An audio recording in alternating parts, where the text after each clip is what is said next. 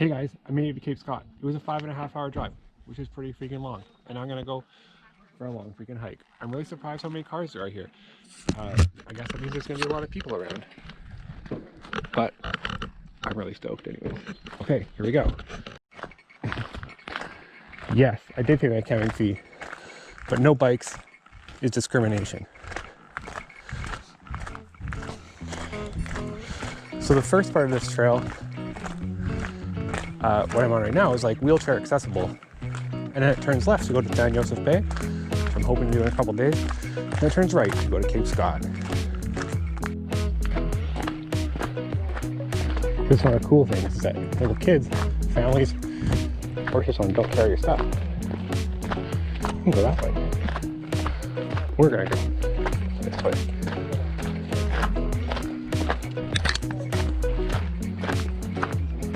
Holy cow, that's a tree down already. Have a good one, guys. No dogs allowed. Oh.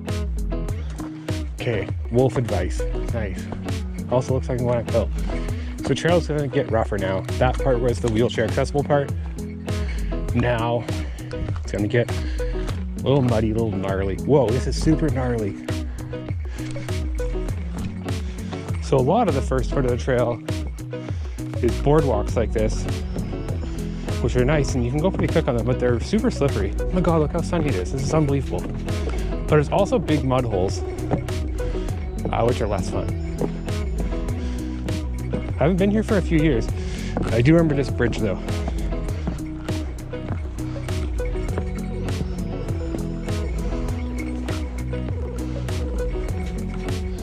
Very cool.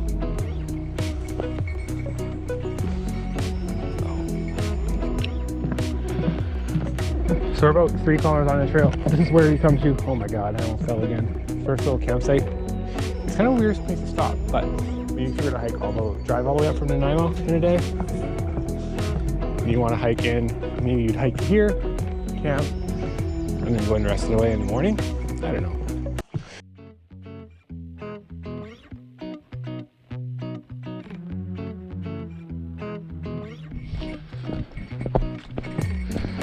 So I'm a little more than halfway now. I've been out here for 2 hours.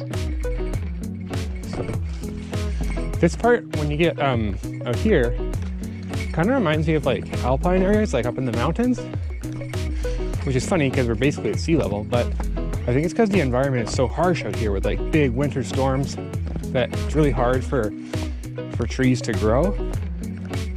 And so they kind of get this like scraggly look to them.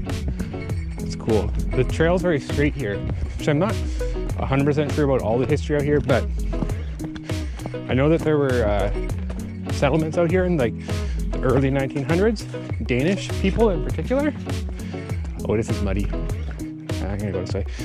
And they built roads, along here. And this maybe, I would guess, is one of their old roads, just because it's so straight. And you can see the way the logs are set out here. Oh god. Oh, that is real deep. Oh. That is, guys, that's not good. Yikes. All right. My foot just became quite wet.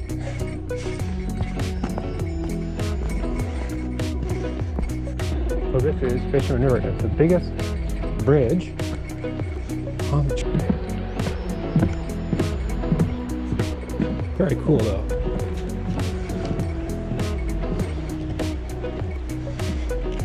Do you see any fish? Tell me. I don't.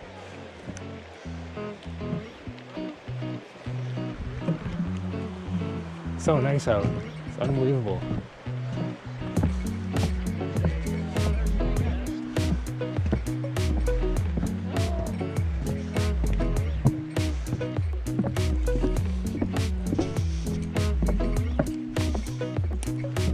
Hello.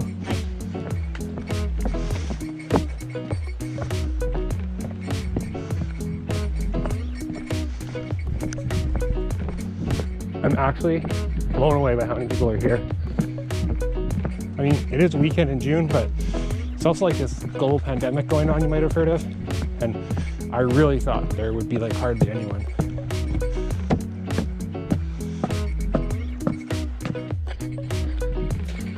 So one of the cool things that happens here is that as you get out closer to the beach, you see like remnants of the old civilization just past where the old school and community hall was. And you can see now there's fence posts all down there from when people farmed here, which is pretty crazy. Danish determination. It's an amazing place that people would have come out here where it's so rugged and so harsh. Like, I don't think we appreciate living like in Nanaimo, Cedar, South Wellington, Cinnabar, how harsh the weather is on the north part of the island.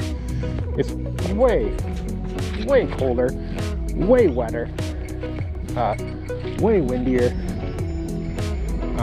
It would have been an amazingly harsh place to come live 100 years ago.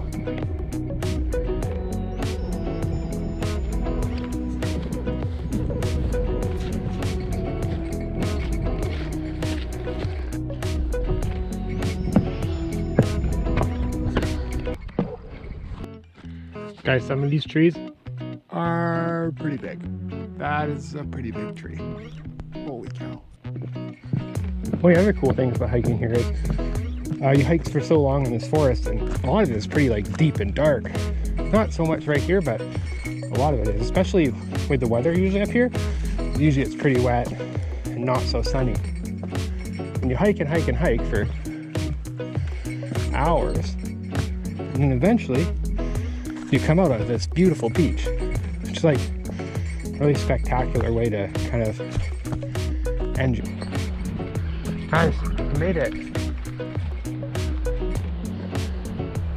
Oh, welcome weary wanderers. I feel like we're sweet. So stoked, guys. Check out this beach.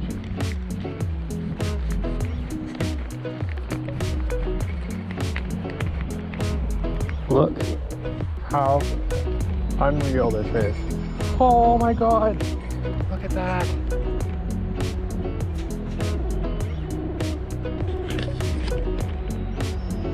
So stoked, guys.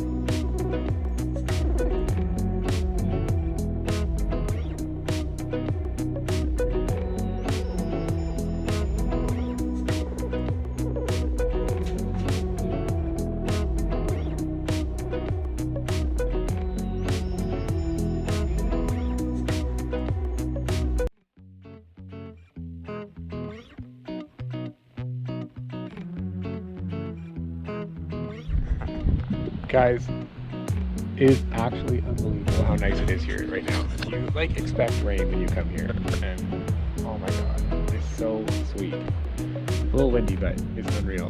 That is my tent. Look where my tent is. There's the beach. You can have a rope swing. Look at that. So when I got here, I met my son Eli. He's with his grandparents. I have to drive them home, so that's why we're all here together now.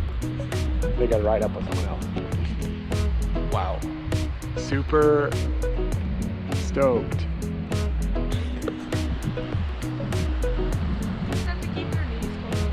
Woohoo! Oh, this is not good. Oh, okay. How else get it?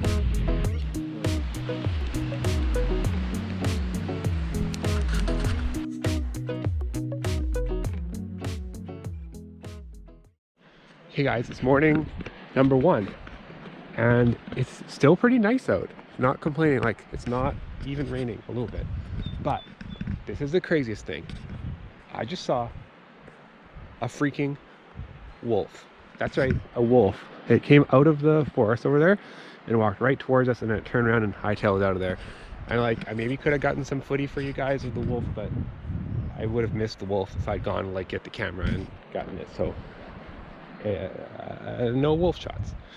Apologies, but I can show you wolf tracks because the wolf came out here last night, presumably the same wolf, I don't know, and was walking along the beach. And here are wolf tracks.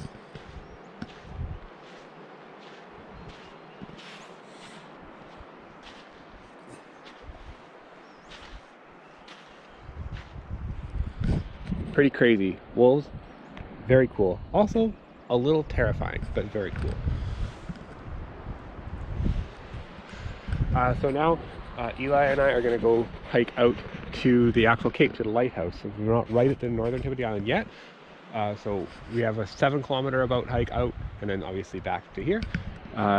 Remember, we look for the boys on the beach. There's markers down there, which may be hard to see on the camera, and that's where we're gonna go and head up to the cape. And I'm stoked.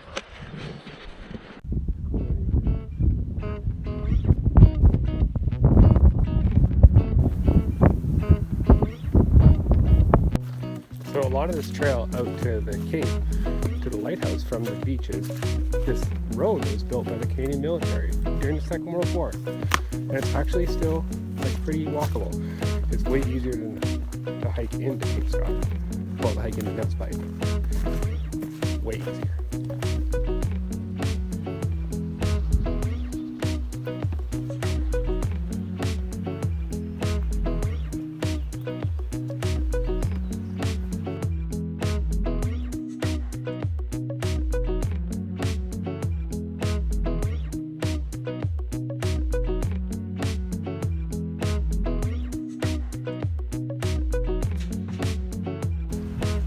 Probably hard to see, but right out there, there's a bunch of sea otters. I was really interested in flying my drone out, but it's far too windy. I don't want to lose another drone, guys. I don't want to lose another drone. But it's really cool. The island was super cool.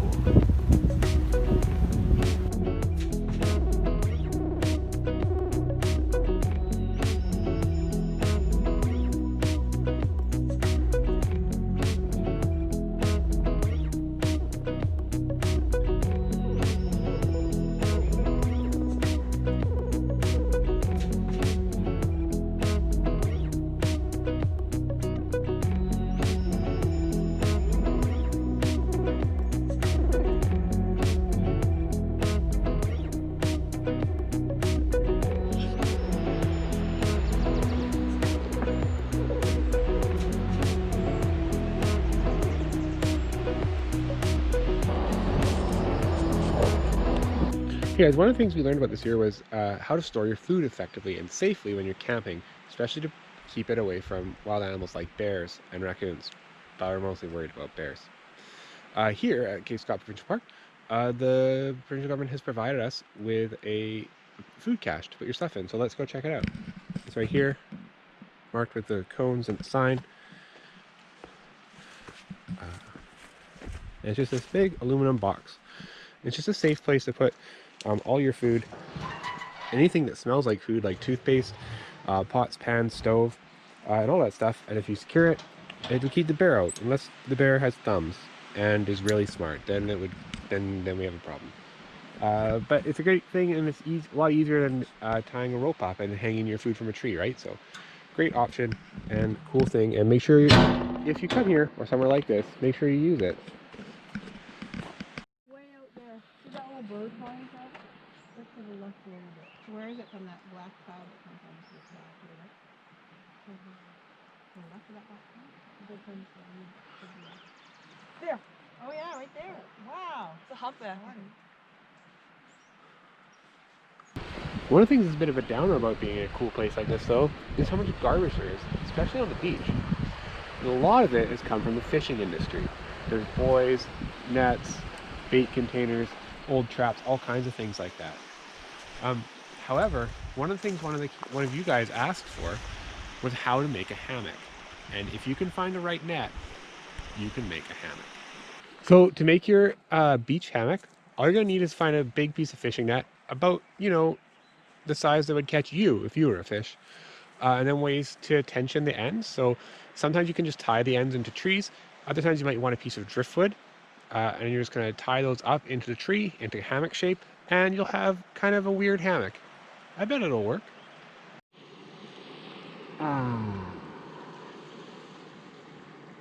You find the right piece of fishing net, and you could have a sweet hammock like this too.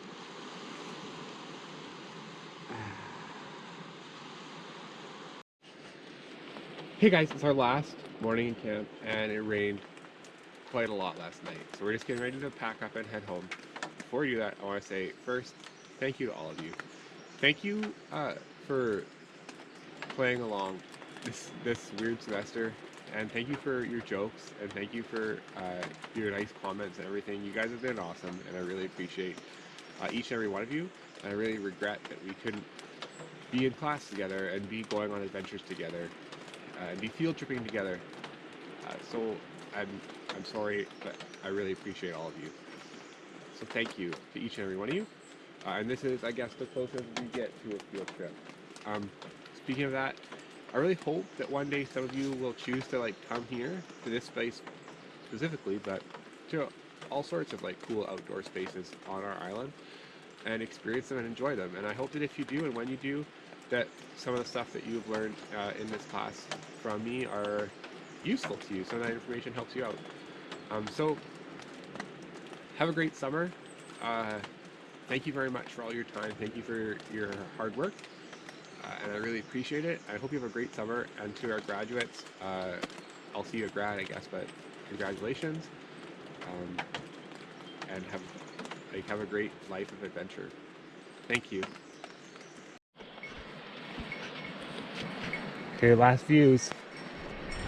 And then we're back into the forest for a few hours.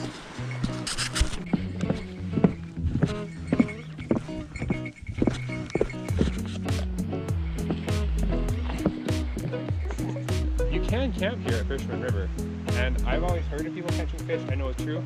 Eli actually caught fish, but he couldn't get it into the net, or didn't have a net. He couldn't get it onto the bridge. So he made a net. We're going to leave you here. So if you come and hike here, you can use this to try to catch a fish. It might be a nice dinner.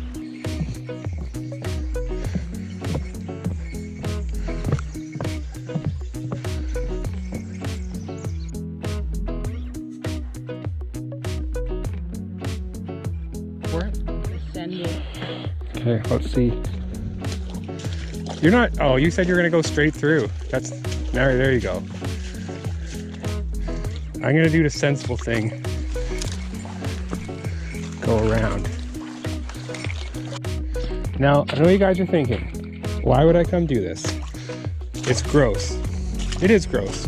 But if you ever come, just know that most of the grossness is in the first, like, 2 kilometers.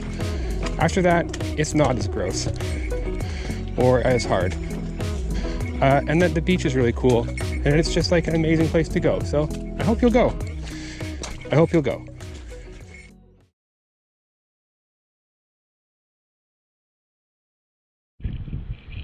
Guys, I know some of you wanted to go on a surf trip, and I really wanted to go on a surf trip too. I wanted to even go on a virtual surf trip, and I tried so hard to go on a virtual surf trip that I dragged 2 surfboards 3 kilometers down to this beach after hiking for 4 hours.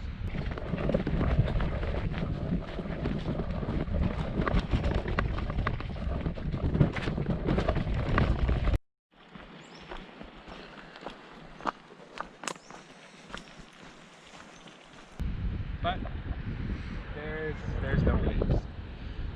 However, San Josef Bay is a cool spot, and it's a place you might want to come camp one day. If you want to get a taste of the North Island and be able to like camp where there might be bears or wolves or cougars right by your tent in the middle of the night, but don't want to hike for hours and hours, you could come here. It's kind of like walking halfway around Westwood would be what it's like. So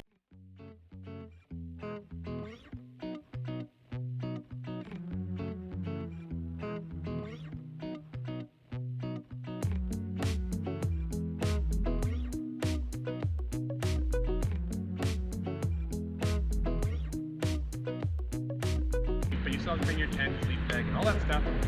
Then you can get here, camp on this beautiful beach, and enjoy the weather when it's nice like today. But it might not be nice if you come here. Anyway, San Joseph Bay, come check it out. If you want to go to the North Island but don't want to hike all the way to Cape Scott, San Joseph Bay is the place for you. But if you're going to surf, check if there's waves before you drag your surfboards all the way here.